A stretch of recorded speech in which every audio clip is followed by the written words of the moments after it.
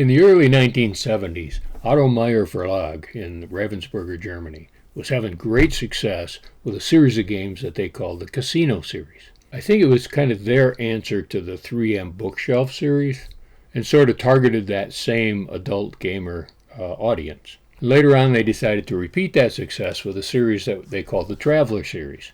Many of the games in that series were designed by Alexander Randolph, but for some reason he used a pseudonym, L.W. Bones. I'm not sure why he did that, but one of those games was called Peggino.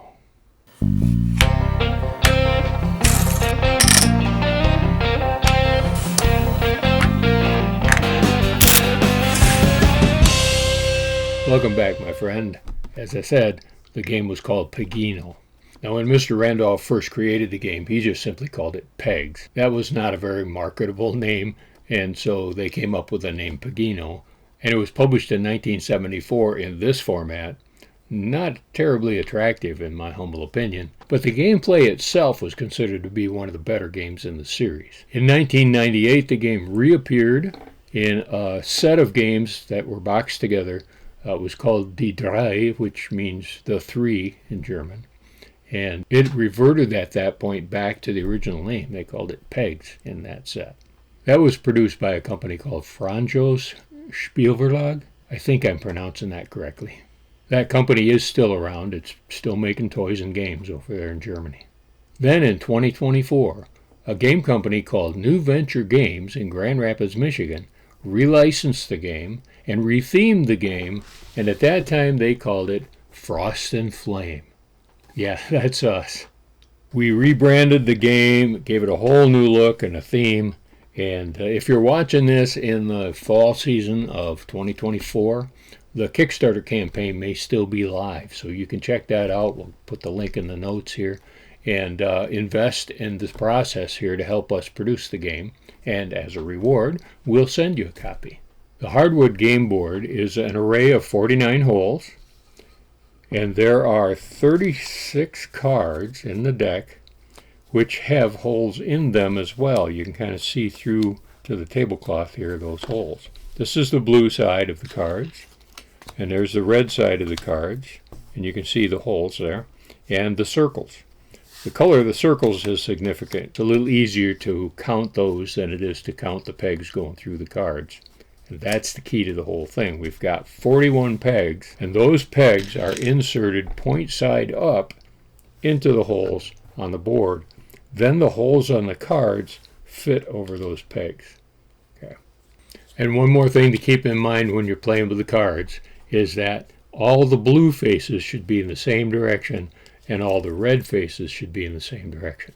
All right, because that's very significant in how the game is played. So now let me get a little more detail into how that works. The objective is to cover the greatest area of the board with your side of the cards, frost or flame. When the game ends, each circle showing that's your color, white or black circle, will count 1 point towards your final score.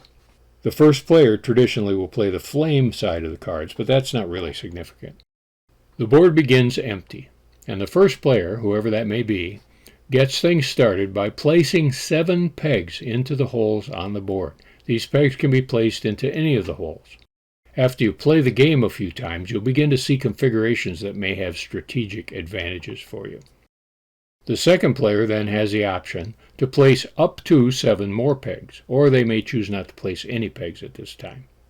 3 cards are drawn for each player and placed their side up on the table in front of them, laid out so that both players can see them. It's probably best not to play on a white or a black surface so the holes can be easily seen. The flame player then takes up the remainder of the deck in such a way as to be looking at the top flame card on the deck. Then each turn consists of these 5 steps. 1. Add 1 peg to the board in any empty hole.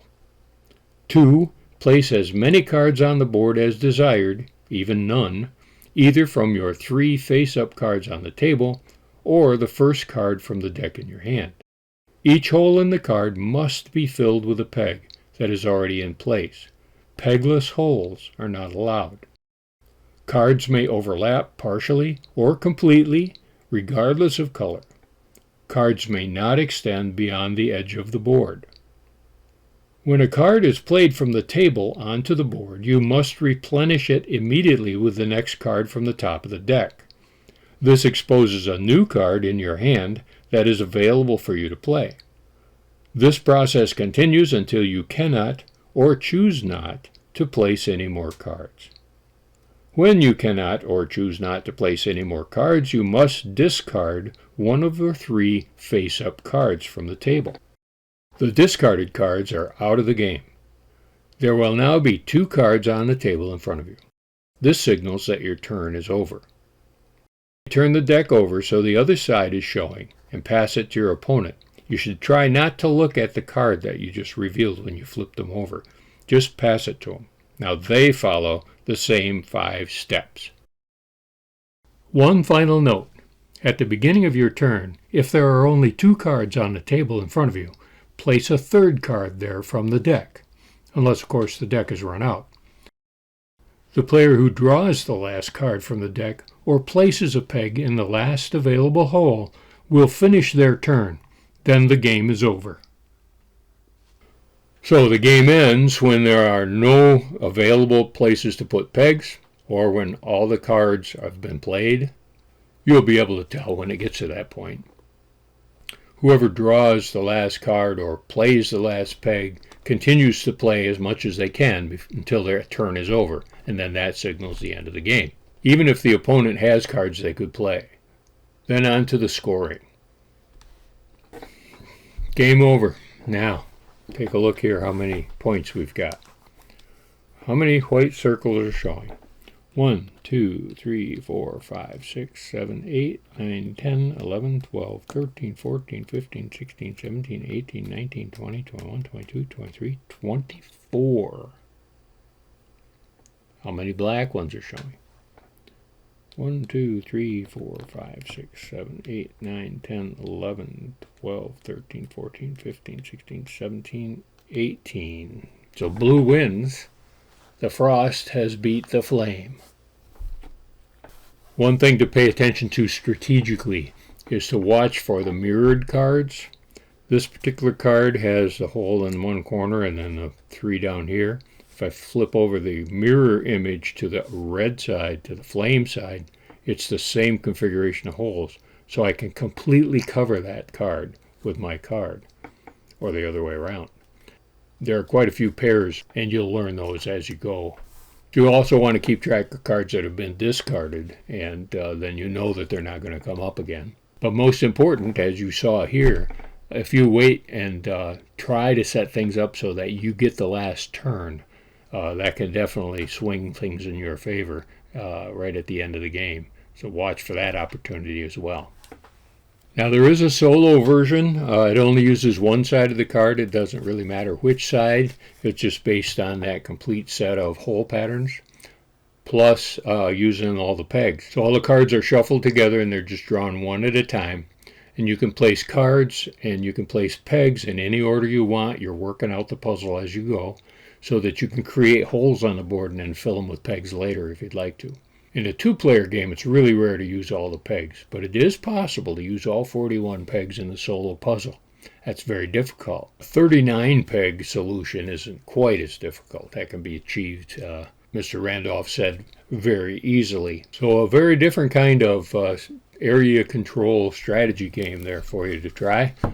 It's been out of print now nearly 50 years, and it's our privilege and opportunity to bring that back to the market. We hope that you'll agree this is worth investing in, so be sure and check out that Kickstarter campaign.